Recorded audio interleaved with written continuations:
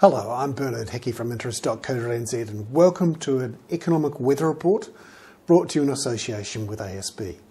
Today we're looking at migration figures because there has been quite a significant surge in migration in March. When you look at the seasonally adjusted figures, which you can do, they've gone from around about 350 a month net migration coming in through 2008. That's jumped up, quadrupled, to 1,700. Now, the question is, will this boost property prices? We all remember back in 2003, 4, 5, when a lot of expats came back from London, New York, and bought up houses in New Zealand to help push up the prices. So, is this increase in migration all because expats who are out of a job in London, let's say, are coming back to New Zealand? Very important for the real estate market. And for the economy generally, when we've got higher migration, net migration, that helps boost our economy. So, are these migrants coming in the last few months? Are they expats returning with pockets full of cash, ready to buy in New Zealand? Or are they something else? Well, it's clear that it's not all expats. In fact, maybe about less than half of it is expats. The number of immigrants coming from China is actually up 25% in the last 3 months or so compared with the same period a year ago, and from India up 36% in the last 3 months.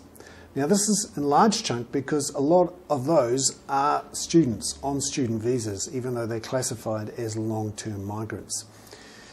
And the numbers coming from the UK in the last 3 months, well, actually only up 2.2%. And if you look at it over the last year or so, about 3,000 of the 7,500 have come in are from students.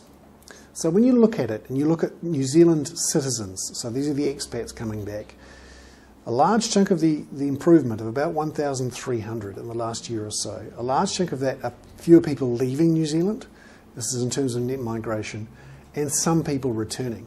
But when you take out Australia and you look at what's happening in the rest of the world, let's say the UK, London, Europe, in the last year we've only seen an increase of 200 people coming from those locations.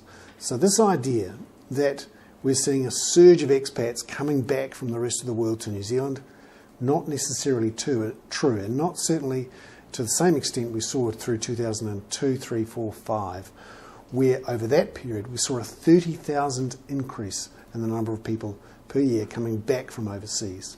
So far we've only seen an increase of 200.